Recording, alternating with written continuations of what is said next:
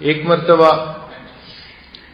مجھے گھر سے اطلاع ملی کہ ایک کالج کی بچی بیعت ہونے کے لیے آئی ہے۔ چنانچہ میں مہمان خانے سے اپنے گھر آ گیا۔ پردے کے پیچھے ایک کالج کی لڑکی تھی، اس نے توبہ کے کلمات پڑھے اور میں نے اس کو کچھ معاملات بتا دیے۔ معاملات پوچھنے کے بعد وہ کہنے لگی کہ حضرت آپ مجھے گائیڈ کریں کہ مجھے اب کیا کرنا چاہیے۔ میں نے پوچھا کہ آپ نے پہلے کیا کیا ہے؟ اس نے کہا کہ میں نے BA کا امتحان دے دیا ہے اور اب میں فارغ ہو گئی ہوں، اس لیے جو اب آپ کہیں گے میں وہی کروں گی۔ میں نے کہا کہ میں آپ کو ایک مشورہ دیتا ہوں، اگر آپ اس پر عمل کر لیں تو آپ کے لیے بہت فائدہ مند ہوگا۔ اس نے پوچھا کیا؟ میں نے کہا کہ ہمارے مدرسے کے جو وفاق کے امتحان ہیں ان میں تقریباً 4 مہینے ابھی باقی ہیں، تو آپ ایسا کریں کہ آپ اس کے پہلے سال کے اندر داخلہ لے لیں عالمہ کورس میں، اور چونکہ آپ نے BA پڑھا ہوا ہے تو آپ کے لیے پہلا سال کی کتابیں پڑھنا اتنا مشکل نہیں ہوگا، اور ہم آپ کی اسپیشل فیور بھی کریں گے کہ جو مدرسے کی معلمات ہیں ان سے گزارش کریں گے کہ آپ کو دن میں بھی پڑھائیں، اور جب مدرسے کی بچیاں چلی جاتی ہیں ڈے اسکالر تو اس وقت میں وہ آپ کو 1-on-1 بیسس پہ ٹائم دے کے مزید بھی ٹیوشن ورک کریں تاکہ آپ کی پروگرس اچھی ہو جائے۔ اس نے کہا ٹھیک ہے، میں اپنی امی سے بات کر کے کل آ کے داخلہ لے لوں گی۔ چنانچہ وہ بچی گھر واپس گئی، اس نے اپنی والدہ سے اجازت لی اور اگلے دن آ کے اس نے مدرسے میں اپنے نام کی رجسٹریشن کروا دی۔ اس نے پڑھنا شروع کر دیا۔ ہم نے بھی معلمات سے کہہ کے اس کا ایک اسکیجول بنوا دیا کہ وہ دن میں بھی کلاس کے ساتھ پڑھے اور جب دوپہر کو کلاس سے چھٹی ہو جائے تو پھر وہ ٹیوشن ورک کرے تاکہ جو اس کا کورس رہ گیا ہے اس کو بھی وہ کور اپ کر لے۔ چنانچہ اس طرح اس بچی کی تعلیم کا سلسلہ بہت اچھا چلنا شروع ہو گیا۔ بچی بھی بہت شوق سے پڑھنے لگ گئی۔ ہم مطمئن ہو گئے کہ اللہ تعالیٰ نے فضل فرما دیا۔ پھر ایک دن ایسا ہوا کہ مجھے گھر والوں نے اطلاع بھیجی کہ جی فلاں بچی جو ہے وہ آج صبح سے رو رہی ہے اور کسی سے کوئی بات ہی نہیں کر رہی، اور بس اس کی آنکھوں سے آنسو ہی ٹپکتے چلے جا رہے ہیں۔ میں نے بھی اس سے بات کرنے کی کوشش کی ہے تو اس نے مجھ سے بھی بات نہیں کی، تو آپ پلیز گھر آئیں اور آپ آ کے اس سے بات کریں، ہو سکتا ہے کہ وہ آپ کے سامنے اپنی بات کو کھول دے۔ چنانچہ پھر میں مہمان خانے سے گھر آیا، اس بچی کو ہم نے پردے کے پیچھے بٹھایا، اس سے میں نے پوچھا کہ کیا ہوا۔ جیسے ہی پوچھا کیا ہوا، اس بچی نے تو اونچا اونچا رونا شروع کر دیا، ایسے جیسے گھر کا کوئی بندہ فوت ہو جاتا ہے نا، اس طرح غمزدہ ہو کے وہ بچی رو رہی تھی۔ تو مجھے محسوس ہوا کہ some thing is seriously wrong some where, بچی بہت زیادہ دکھی ہے، پریشان ہے، تو اس کی پریشانی کا کوئی حل ڈھونڈنا چاہیے۔ چنانچہ تھوڑی دیر کے بعد میں نے اس بچی سے کہا کہ آپ ذرا میری بات تو سنیں، مگر وہ اتنا رو رہی تھی کہ میری بات تو اس تک شاید پہنچ ہی نہیں رہی تھی۔ تو پھر میں نے تھوڑی دیر کے بعد اسے کہا کہ دیکھیں، اگر تو آپ کا مسئلہ رونے سے حل ہوتا ہے تو میں بھی تھوڑی دیر آپ کے ساتھ بیٹھ کے رو لیتا ہوں، اور اگر میری بات سن کے اس پر عمل کرنے سے مسئلہ حل ہوتا ہے تو آپ رونا بند کریں اور میری بات کو سنیں۔ چنانچہ اس بچی نے ہمت کر کے جو چپ ہو گئی، سسکیاں لے رہی تھی، اور اس نے پھر میری بات سنی۔ میں نے اس سے کہا کہ آپ مجھے بتائیں کہ آپ کا مسئلہ ہے کیا تاکہ اس کا کوئی حل سوچا جائے۔ اس نے کہا جی کہ مسئلہ یہ ہے کہ میرے والدین نے میری شادی کی تاریخ طے کر دی ہے امتحان سے 3 دن پہلے۔ اب اگر امتحان سے 3 دن پہلے میری رخصتی ہو جائے گی تو میں تو ان دنوں میں امتحان نہیں دے سکتی، میرا تو سال ضائع ہو گیا، اور میں انکار بھی نہیں کر سکتی، اور والدین کے فیصلے ہیں، انہوں نے فیصلہ بھی کر دیا اور اناؤنس بھی کر دیا۔ تو میں نے کہا اچھا یہ مجھے بتاؤ کہ تمہاری شادی ہو کہاں رہی ہے، رشتہ داروں میں یا کہیں باہر؟ اس نے کہا نہیں، میری پھوپھی کا بیٹا ہے، میرا فرسٹ کزن ہے، اس کے ساتھ ہو رہی ہے۔ میں نے کہا اچھا اب میری ایک بات سنو کہ پھوپھی کا بیٹا یا اتنا فرسٹ کزن، آدمی کو کچھ نہ کچھ اس کی شخصیت کا اندازہ ہوتا ہے۔ کہتے ہاں میں بچپن میں ہم اکٹھے کھیلتے تھے، میں جانتی ہوں اس کو کہ اس کی شخصیت کیسی ہے۔ میں نے کہا اچھا یہ بتائیں کہ جب آپ ایسا کریں کہ آپ اپنی امی سے یہ کہیں کہ شادی کے جو کپڑوں کی تیاری ہے وہ آپ نے کرنی ہے اور میری باقی بہنوں نے کرنی ہے.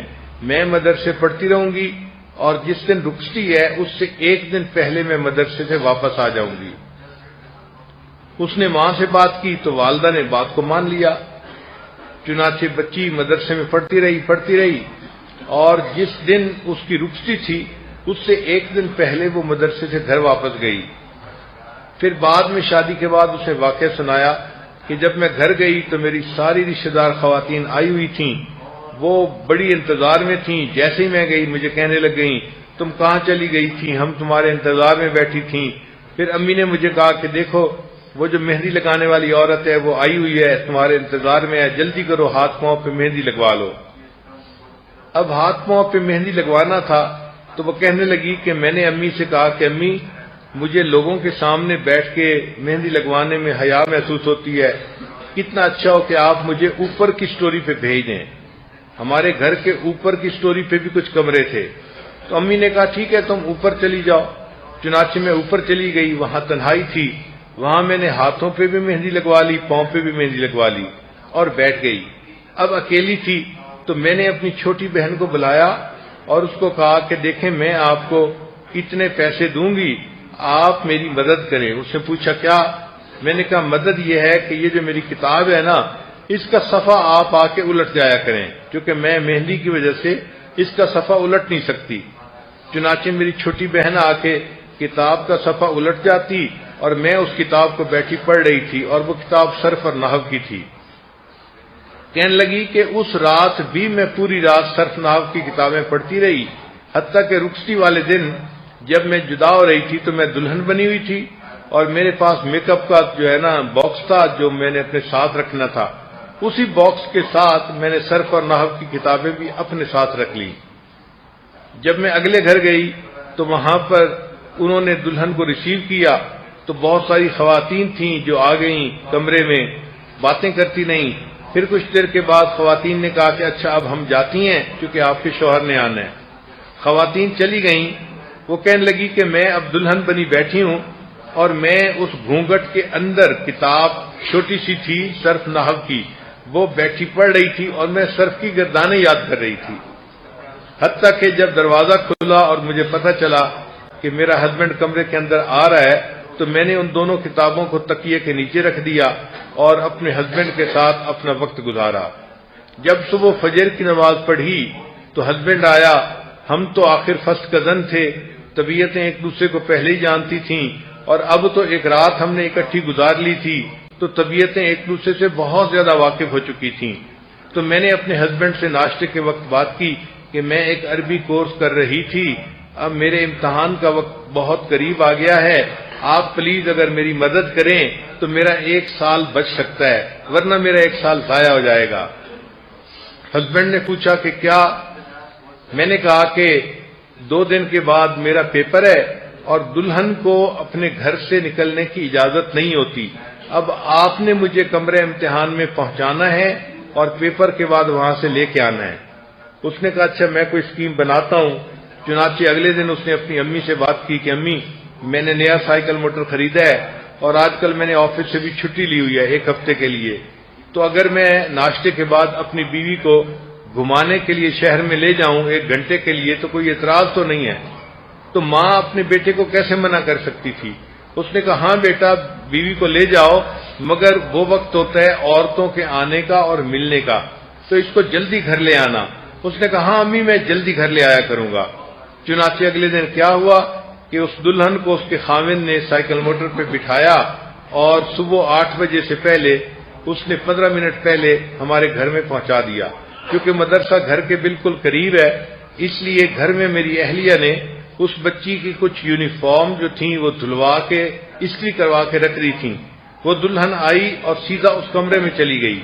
وہاں جا کے اس نے اپنے زیورات اتارے، کپڑے دلہن والے اتارے اور ایک عام اسٹوڈنٹ والے کپڑے اس نے پہن لیے جو سفید کپڑے ہوتے ہیں. پھر وہ سفید کپڑے پہن کے اپنے رول نمبر سلپ لے کے جامعہ میں آ گئی اور وہاں بیٹھ کے اس نے پیپر دیا. پیپر دینے کے بعد وہ دوبارہ اسی کمرے میں آئی اور اس نے اپنے طالبہ والے کپڑے اتارے اور دلہن والے کپڑے پہن کے میک اپ کر کے وہ دلہن کے طرح تیار ہو گئی، پھر اس کا ہسبینڈ اس کو لے کے واپس چلا گیا۔